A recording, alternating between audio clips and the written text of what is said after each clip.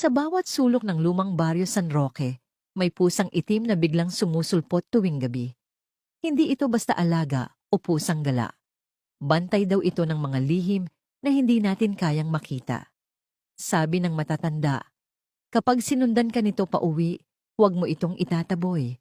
Dahil baka hindi lang pusa ang pinapaalis mo, kundi ang swerte at buhay na dapat sanay sayo. Ngayon, tunghayan natin ang kwento ni Thomas. Ang taong tumanggi sa swerte na dala ng pusang itim. Sa makipot na eskinita ng baryo San Roque, mahina ang ilaw ng poste at tila ang dilim ay may sariling lihim na binubulong. Sabi ng matatanda, may pusang itim na sumusulpot tuwing gabi para magbantay, hindi para manakot, kundi para ilayo ka sa kapahamakan. Kapag sumama ito hanggang pintuan mo, ligtas ka. Pero kung palalayasin mo ito, may mawawala sa'yo. Isang gabi, pauwi si Thomas. Galing sa inuman, amoy alak, dala ang supot ng natirang pulutan.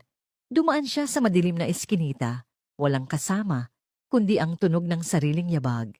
Sa dulo ng kalsada, mula sa anino, biglang kumislap ang dalawang mata.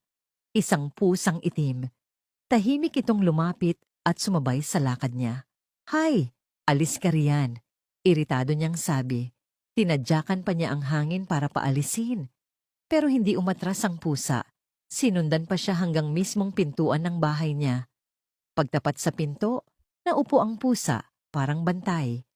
Tumitig ito sa kanya, para bang may gustong sabihin. Lasing at naiinis, kumuha si Thomas ng patpat. Tinaboy ang pusa. Tumakbo ito palayo sa dilim.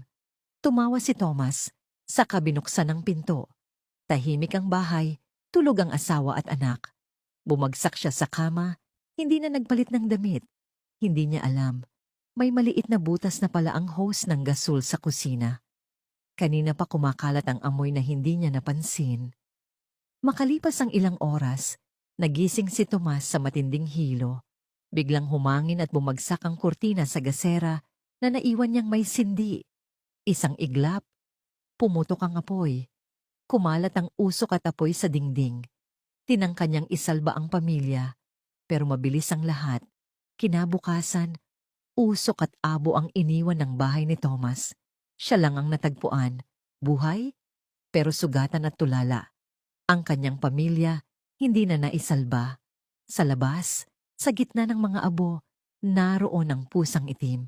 Nakaupo ito sa harap ng nasunog na pintuan. Tahimik lang itong nakatitig kay Thomas, parang sinasabi, "Hindi ako ang malas.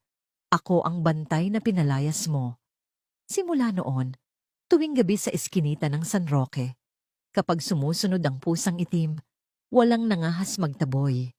Mas mabuti nang may pusang itim sa pintuan, kaysa pumasok ang kapahamakan na hindi mo nakikita